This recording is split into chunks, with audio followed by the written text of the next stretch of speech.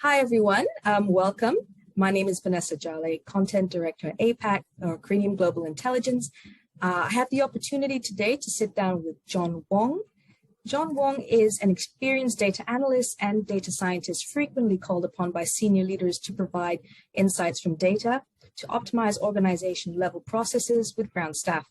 He has successfully reduced wait time in emergency and patient journey touchpoints to surgery.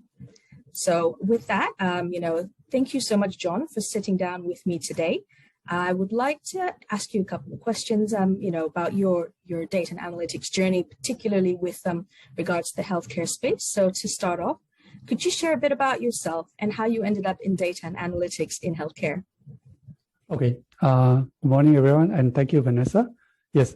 For this journey that I've been through, I've actually worked in many different functions from different companies before I joined the public healthcare in 2012. So back then, I was actually doing operations and quality improvement projects along with simple data analysis. But then over time, I realized that insights from the data can be used to drive improvement and even operational effectiveness and efficiency. So with that realization, right, I decided to go deeper and broader into the data, and I attend courses in data analytics, data science, and even statistics, and also find every opportunity to apply them in my work. Okay, so then with this higher level of knowledge and skills, I was hoping to be able to help the doctors, the nurses, the allied health professionals, and even the administrator to make the hospital processes better, okay, make them faster, cheaper, and even safer. Why? Because now with all this knowledge, I can now have more ways of manipulating the data to gain more insights. So we know that better processes will lead to better outcomes. Okay. Thank you. Great insights, John. I really appreciate that. And so you mentioned the healthcare sector. So it has unique challenges when it comes to data and analytics, application and delivery. Would you be able to share a few challenges that you are currently facing? Okay. Back then, when I was working in healthcare, I find that the data in healthcare is actually very fragmented. For example, let's say a patient comes through the emergency department. After that, this episode will be recorded in one table or in somewhere.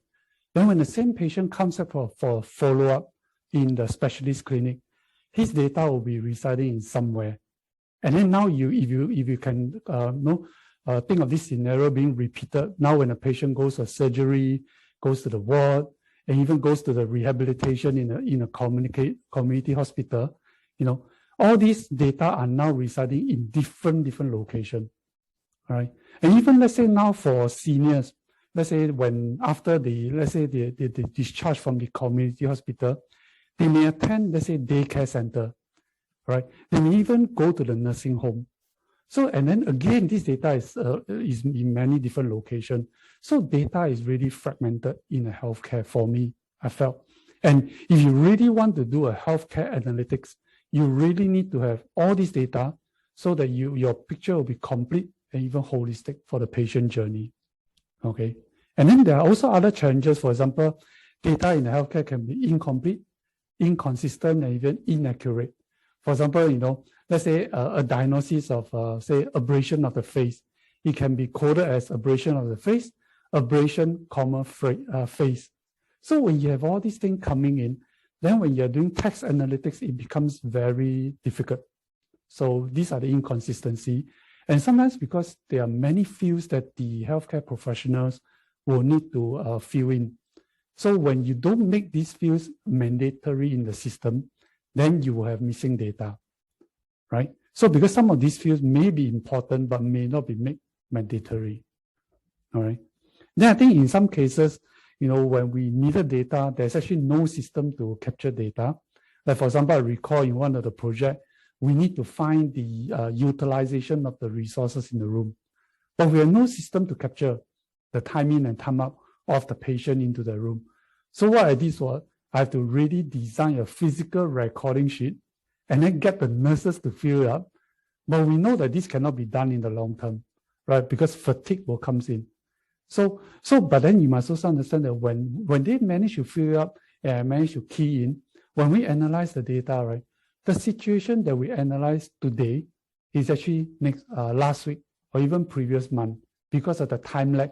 They will actually have all this data in the system, right? So timeliness of data is also another challenge that is facing the healthcare sector.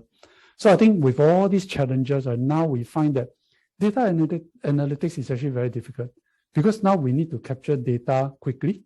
We need to capture it, make sure that it's complete and it's correct, and then we have to clean it, and then we have to transform it before analysis. So all the upstream work will make the downstream work harder. Yep. Okay. Thanks, John. That's a lot of work that you're working towards and a lot of stuff that you've done. Mm-hmm. So I guess, what are some of the recent trends that you were taking note of? Okay. As I look at it, I mean, COVID has actually really accelerated the adoption of digitalization, right?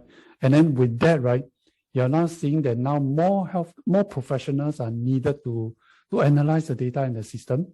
And that's where the data analytics part is coming in. And then we also need to have solutions developed from them. So that's where the data scientists will comes in, right? But now that we have all these professionals, you also need leaders to manage them. So the leaders, right, will need to be literate in data.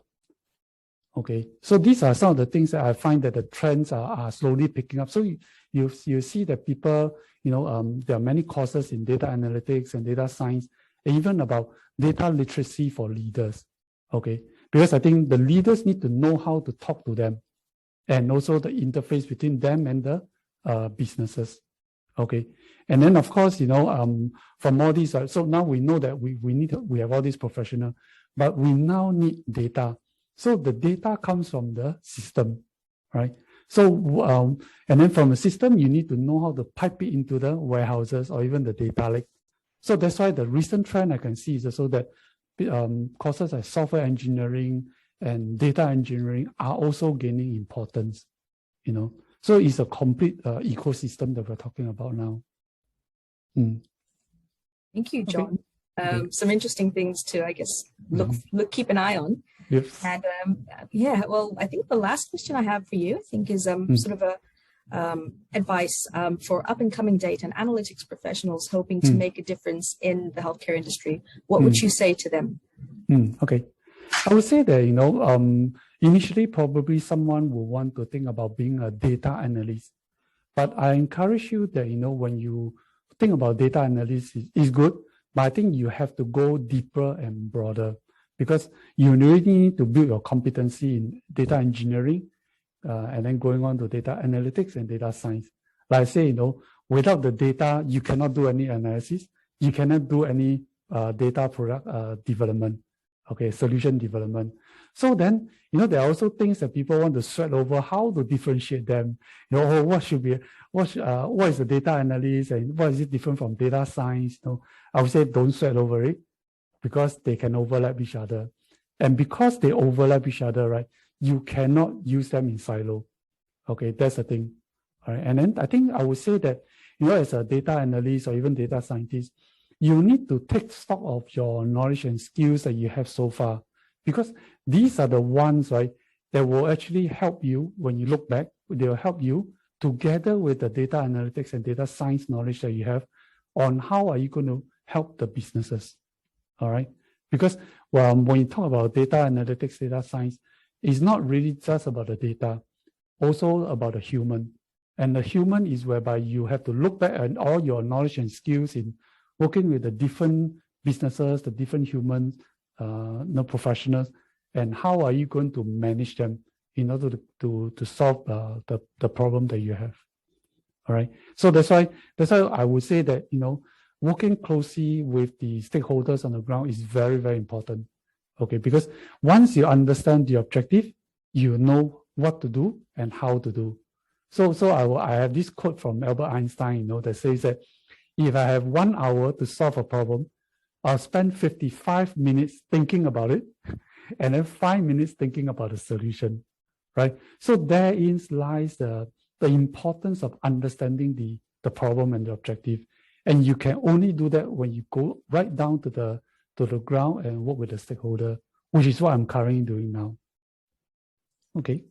Thank you, John. Yeah. Thank you. Those were great insights. We really appreciate you sitting down with me. And, I look forward to hearing more from you soon. And thank you so much to everyone who's tuned in. We hope you've enjoyed the session and speak to you soon.